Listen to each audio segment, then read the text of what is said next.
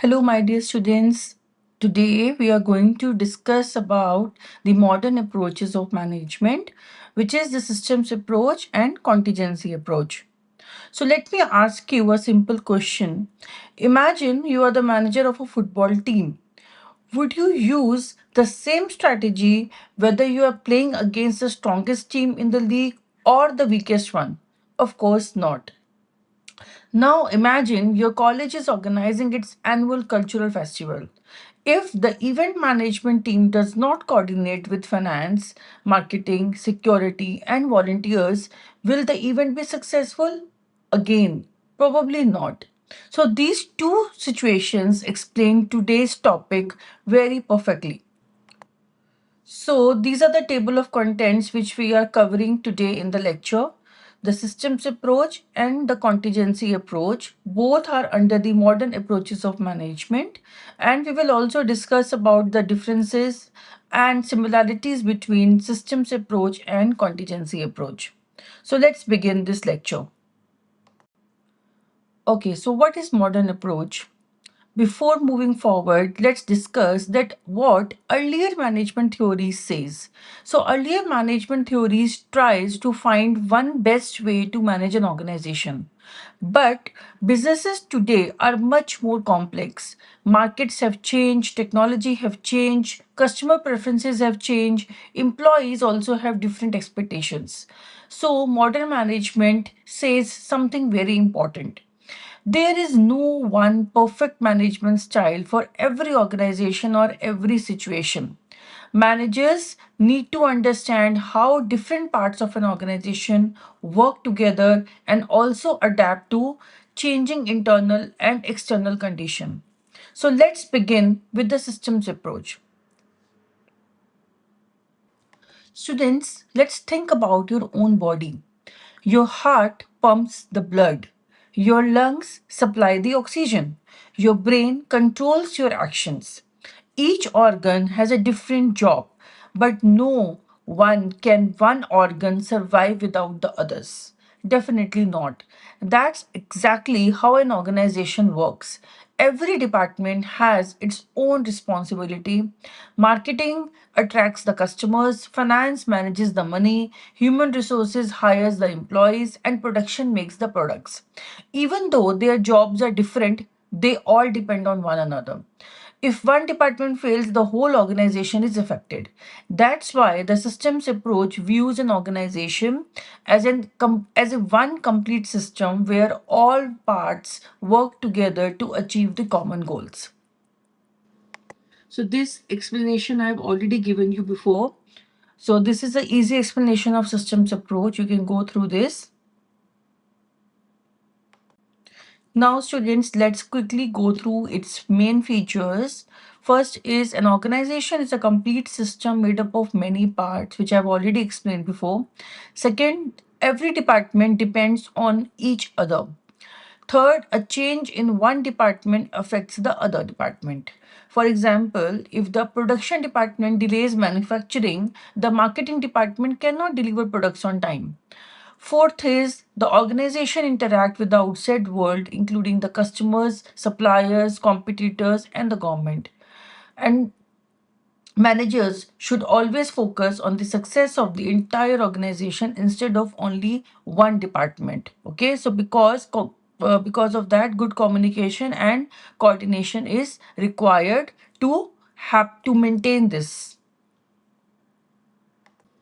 So let's see why the systems approach is useful, or you can say the advantages of systems approach. First is it improves the coordination among the departments. It helps managers see the organization as one complete unit. It supports better decision making of managers. It improves the efficiency and effectiveness, and it helps organization adapt to changes in the external environment. However, it also has some limitations because it can be difficult to understand and implement sometimes. Coordination between departments takes time, and strong communication is absolutely necessary.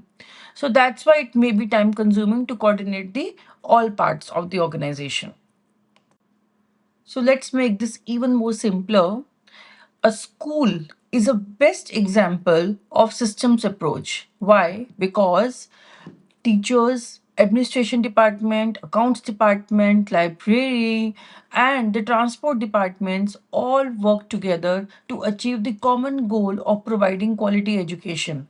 Okay, so let's suppose if the teachers are not teaching properly, or the accounts department are not handling the fees properly, or the librarian is not providing the proper learning resources to the students, transport departments are not on time, and they are not safely bringing students to the campus, then the whole system will collide and the school will fail. So that's why, to make a school a system, all the departments needs to work together. So now let's move to the second modern approach, which is the contingency approach. Here's a question to all of you. Should a manager always behave the same way? The answer is no. The contingency approach says that there is no single best way to manage the employees. The best management style depends on the situation, the people involved, and the environment. So, different situations required different solutions. Let's understand this with a simple example. Imagine your college principal. During a fire emergency, the principal always give quick, strict instructions. There is no time for discussion of this. But when planning the annual function of the school, the same principal asks teachers for ideas, encourages discussion, and takes everyone's suggestions. So, same principal, same college, but there are two different situations and two different management style. This is exactly what the contingency approach teaches us. So let's quickly revise the key features of contingency approach. There is no single best way to manage. Management decisions depend on the situation, and managers must be flexible and adaptable. Different problems require different solutions. Both internal and external factors influence the decisions of the managers. The ultimate goal is to choose the management style that best fits the circumstances. So many things influence the management decisions, like the nature of the task, employees' skills and experience, the organizational goals, technology, competition in the market, economic and social environment. So a good manager considers all these factors before making a decision. So let's see its advantages and limitations. So contingency approach is flexible and practical in nature. It helps managers make the better decisions. It also improves organizational performance, and it helps organizations adapt to changing business environments. However, managers must carefully analyze every situation. Decision making may take more time, and it requires experienced and skilled managers, which are difficult to find nowadays. Okay, so let's see the comparison between the system approach and the contingency approach. System approach always asks how can all departments work together successfully. But contingency approach asks what is the best management style for this particular situation.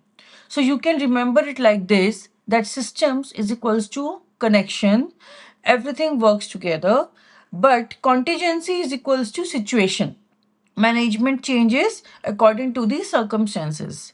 So this table is the comparison table which contrasts the whole system focus of the systems approach with the situation based focus of the contingency approach, right? So you can go through all these points. These are important points for the examination point of view, and I have already discussed all these points in the previous slides.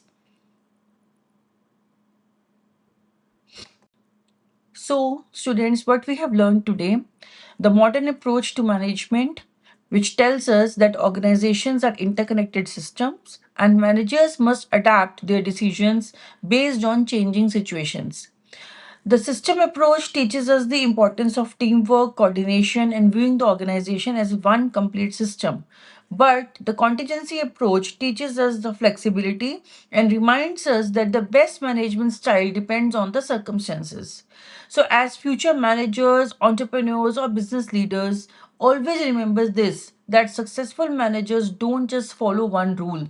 They understand the organization, understand the situation, and choose the most appropriate approach.